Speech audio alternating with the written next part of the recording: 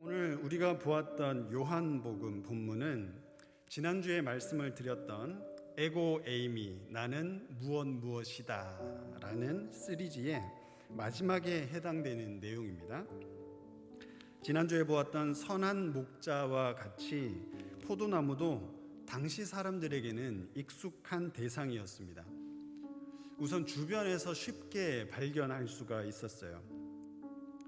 구약의 가나안 시대로부터 비옥한 땅이었던 현재의 팔레스타인과 이스라엘 지역의 성지 순례를 가보면 실제로 포도나무들을 쉽게 볼 수가 있고 또 포도주도 쉽게 접할 수 있다라고 합니다.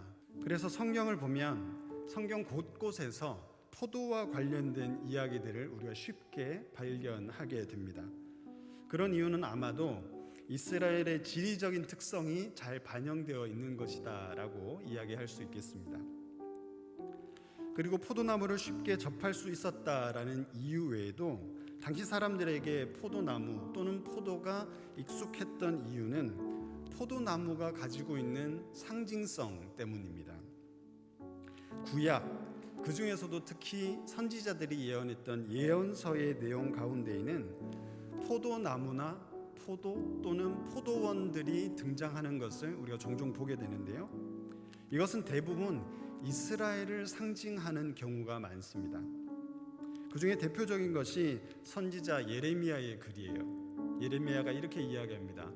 내가 너를 순전한 참 종자 곧 귀한 포도나무로 심었거늘 내게 대하여 이방 포도나무의 악한 가지가 됨은 어찌 됨이냐.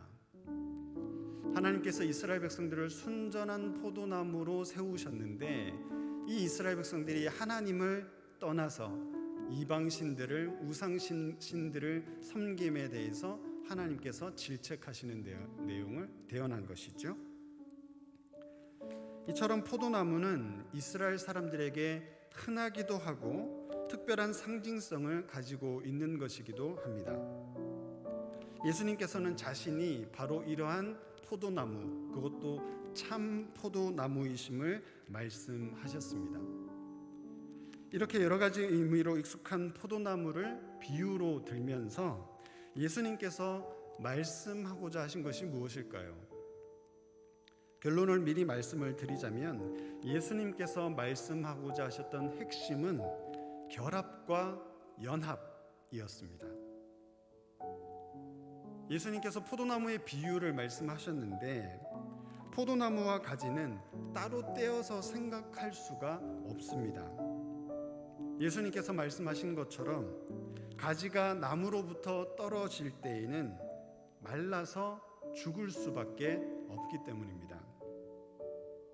여기서 중요한 것은 포도나무와 가지가 유기적으로 상생하는 관계이기는 하지만 생명력이 가지가 아닌 나무에 있다라는 것이 중요한 내용이에요. 포도농사를 저는 지어본 적은 없지만 구글링을 좀 해보니까요.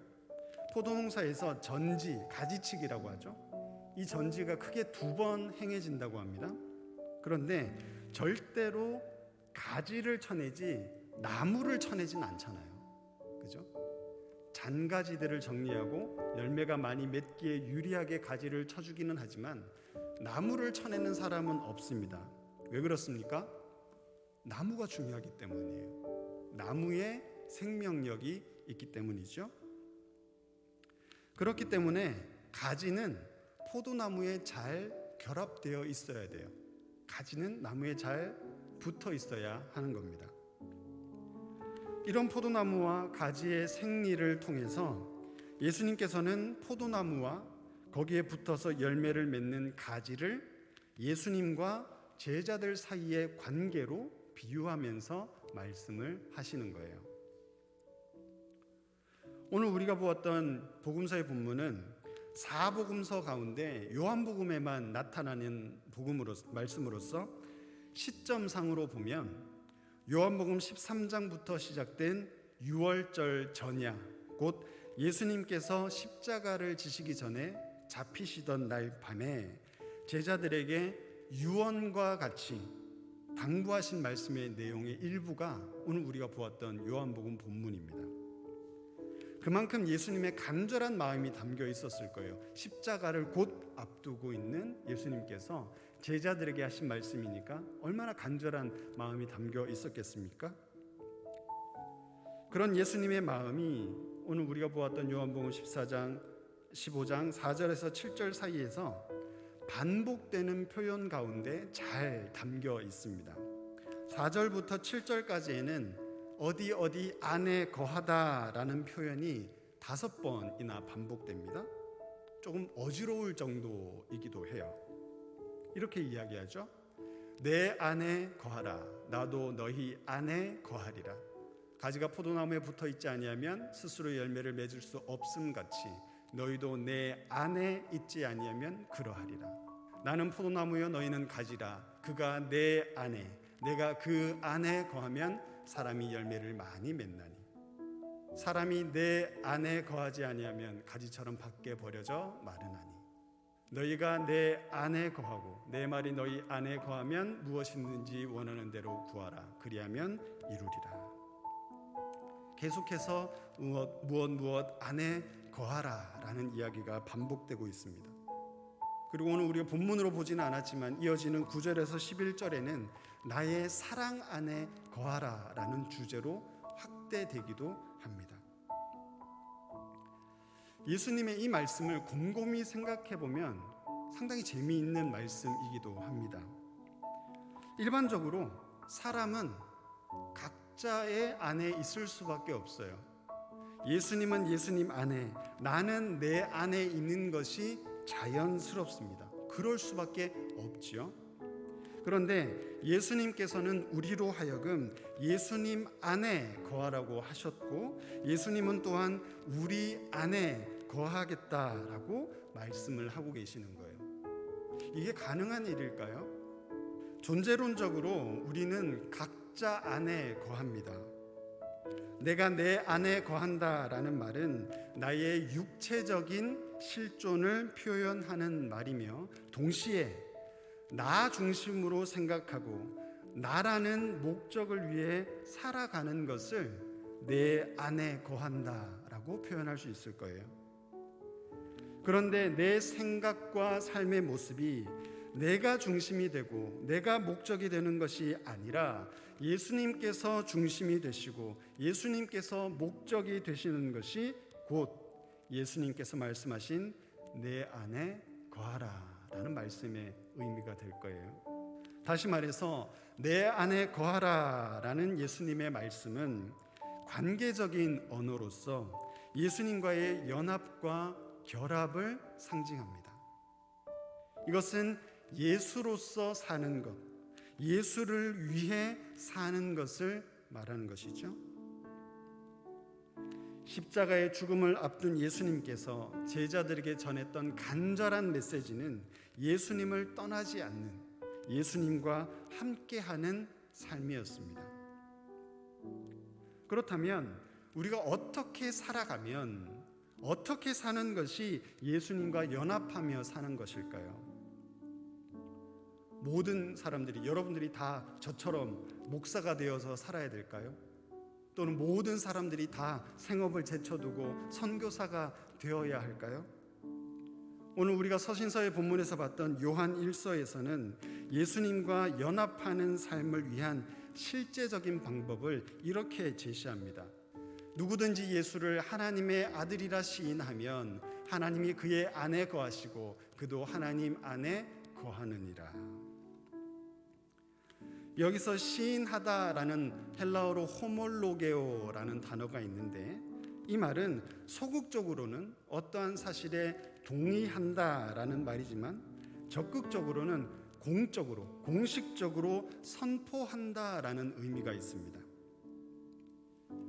공식적인 선언은 내 삶에 직접적인 영향을 미치지 않습니까?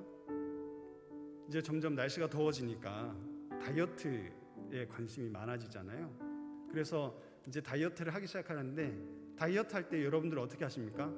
선언하잖아요. 나 이제 다이어트 시작해. 이렇게 선언하잖아요. 그렇게 선언하고 나면 어떻게 돼요? 이제 자기가 선언한 내용을 지키기 위해서 더 노력하게 되잖아요. 다른 사람들의 시선을 의식하게 되잖아요. 그리고 자기의 선언, 공식적인 선언에 미치지 못하게 되면, 자신이 공식적으로 선언한 것과 다르게 살아가게 되면 그것이 자신의 수치가 되지 않습니까? 마찬가지로 예수님께서 하나님의 아들이라고 시인하는 것은 삶에서의 실천을 필요로 한다는 거예요. 그래서 예수가 하나님의 아들이라고 말하는 사람으로 하여금 부끄럽지 않은 삶을 살아가게 만들어가는 거예요. 그런데 요즘 우리 그리스도인들은 세상에 나가서 예수님을 하나님의 아들이라고, 나는 그 예수를 믿는 사람이라고 시인하기를 멈춘 것처럼 보여집니다. 물론 한편으로는 이해가 돼요. 일부 몰지각한 교회와 몰지각한 일부 교회 지도자들이 그들의 삶이 우리의 부끄러움이 되었기 때문에 그렇게 시인하기를 멈춘 것처럼 보이기도 합니다. 그 사람들과 같은 무리처럼 보여질까 봐, 그 사람들과 같은 신앙을 가지고 있는 것처럼 보여질까 봐 우리의 입을 닫아버린 부분들도 있을 겁니다.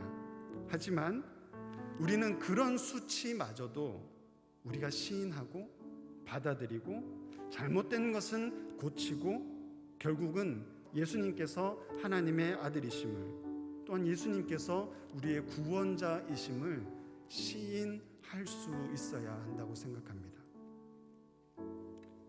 그러면 우리는 어떻게 예수님이 하나님의 아들이라고 시인할 수 있을까요? 지금 당장 동성로로 뛰쳐나가서 예수님이 하나님의 아들이십니다, 그렇게 외쳐야 할까요? 아니면 큰 확성기를 들고 다니면서 예수천당 불신지옥이라고 소리 질러야 그것이 예수님이 하나님의 아들이시라고 시인하는 것일까요? 자동차에 십자가 목걸이를 걸거나 기독교 방송 스티커를 붙이는 것을 멈추고, 내가 목사인데, 내가 장로인데, 내가 권사인데, 내가 집사인데, 내가 누구인데 라고 말하기를 멈추고, 교회의 규모와 건축과 잘 짜여진 프로그램을 자랑하기를 멈춰야 합니다. 우리가 예수님이 하나님의 아들이심을 시인하기 위해서 필요한 본질적인 태도가 있어요. 전도서의 말씀을 빌려서 제가 말씀을 드리겠습니다. 전도서 11장 9절에는 이런 말씀이 있어요. 젊은이여, 젊을 때에 젊은 날을 즐겨라. 내 마음과 눈이 원하는 길을 따라라. 다만 내가 하는 이 모든 일에 하나님의 심판이 있다는 것만은 알아라. 전도서를 기록한 솔로몬 왕은 마음껏 즐기며 살아가라 말합니다.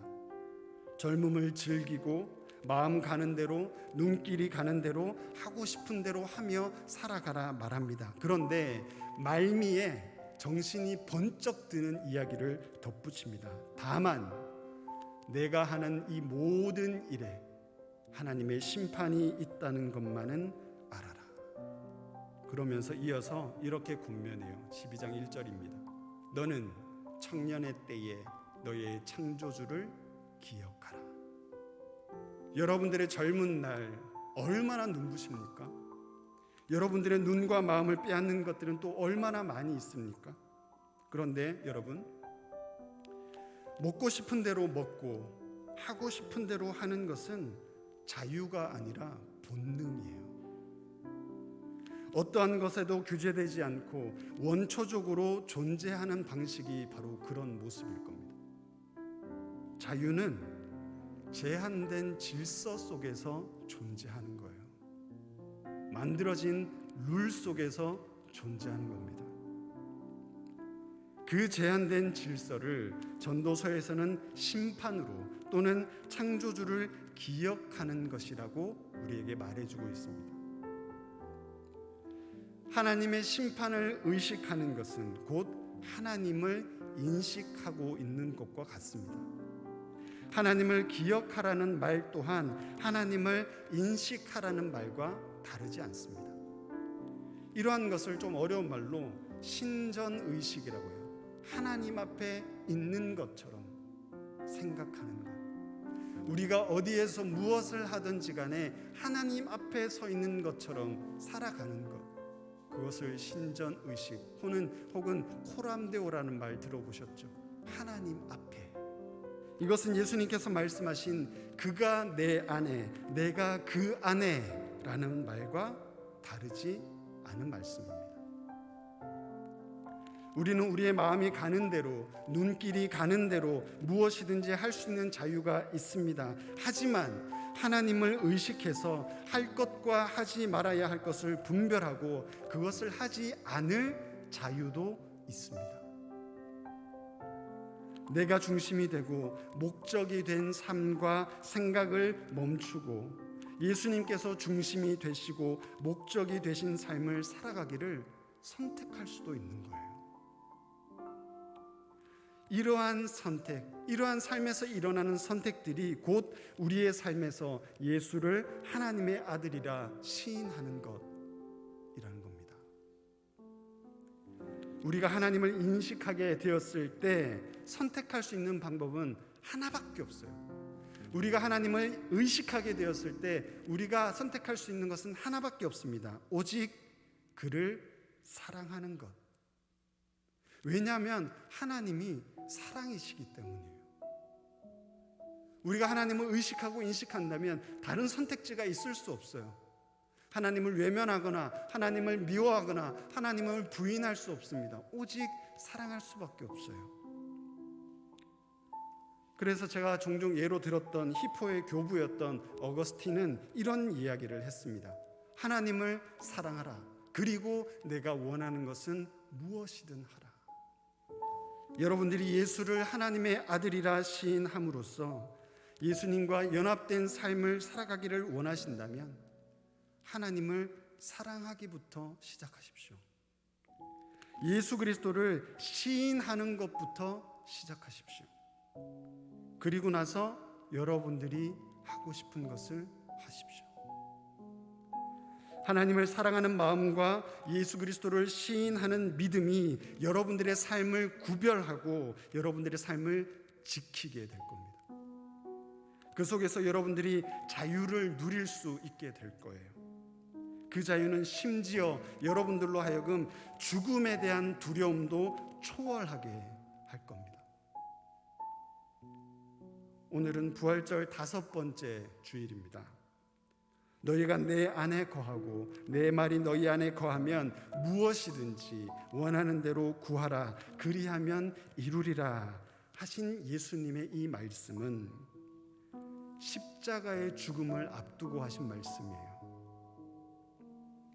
예수님의 죽음이란 사건 앞에서 내 말이 너희 안에 거하고 너희가 내 안에 거하면 무엇이든지 원하는 대로 구하라. 그리하면 이루리라 하신 말씀이 예수님의 십자가 죽음 앞에서는 허망하게 느껴질 수도 있습니다. 하지만 예수님께서는 부활하셨어요.